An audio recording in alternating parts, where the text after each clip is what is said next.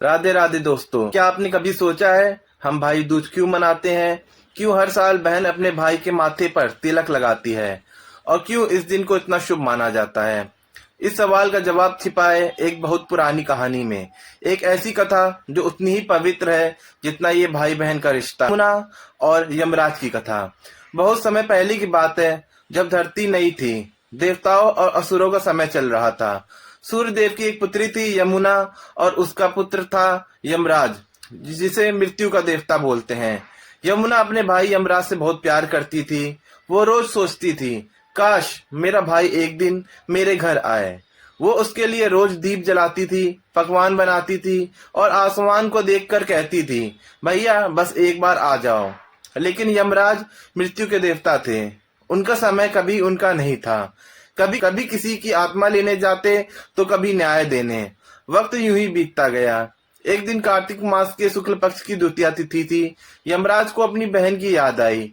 वो स्वर्गलोक से निकलकर पृथ्वी पर आए, यमुना के द्वार पर। यमुना तो जैसे खुशी से झूम उठी। उसने तुरंत घर सजाया, थाली निकाली और तिलक किया और बोली, भैया आज तुम मेरे घर आए हो, ये मेरे जीवन का सबसे शुभ दिन है। यमराज ने प्रेम से कहा, बहन मैं बहुत वर्षों से व्यस्त था, पर आज तेरे स्नेह ने मुझे यहाँ खींच लाया। यमुना ने उन्हें स्वादिष्ट भोजन कराया और बोली, मैं चाहती हूँ कि आज का दिन हर भाई बहन के लिए शुभ बने। यमराज मुस्कुराए और बोले, आज के दिन जो भी बहन अपने भाई के माथे पर तिलक करेगी और भाई अपनी बहन का स्नेह स्वीकार करेगी, उसे यमराज के भय से मुक्ति मिलेगी और उसकी उम्र लंबी होगी। उस दिन से हर साल यही तिथि कार्तिक शुक्ल द्वितीया भाई दूज कहलाने लगी। तो देखो दोस्तों, भाई दूज सिर्फ तिलक और मिठाई का त्योहार नहीं है, ये उसे पवित्र वादे की याद है जहां बहन की दुआ और भाई का प्यार एक साथ मिलकर अमृत बन जाता है। ये दिन हमें याद दिलाता है कि मौत के देवता भी उस बंधन को नहीं तोड़ पाए जो बहन के प्यार और प्रार्थना से जुड़ी हो। चलिए एक और कथा जानते हैं भगवान कृष्ण और सुभद्रा की। महाभारत युद्ध के बाद भगवान श्री कृष्ण द्वारका लौटे। उनके शरीर पर युद्ध के निशान थे, थकान थी, पर चेहरे पर वही शांत मुस्कान था। जब उनकी बहन सुभद्रा ने उन्हें देखा, वो दौड़ पड़ी, आंसू उनकी आंखों से बह निकले। उन्होंने कृष्ण के माथे पर तिलक लगाया, दीप जलाया और कहा, भैया अब मैं चाहती हूँ कि तुम्हें कभी कोई दुख ना छू सके।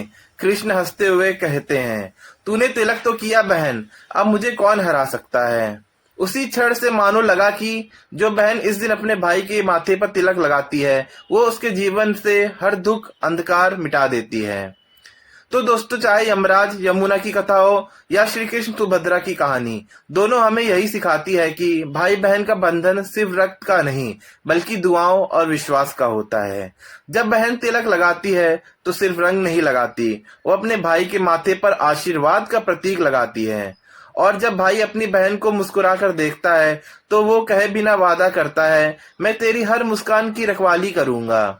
शायद इसी वजह से कहा जाता है, जहाँ बहन की दुआ और भाई का साया हो, वहाँ खुद भगवान भी मुस्कुराते हैं। तो दोस्तों, अगर यह कहानी दिल छू गई हो तो अपने भाई बहन को आज ही कॉल करें और हो सके तो तिलक और मिठाई खिलाएं। अगर आपको हमारी वीडियो पसंद आई हो तो कमेंट करके जरूर बताएं और चैनल को लाइक और सब्सक्राइब जरूर करें। थैंक यू दोस्तों।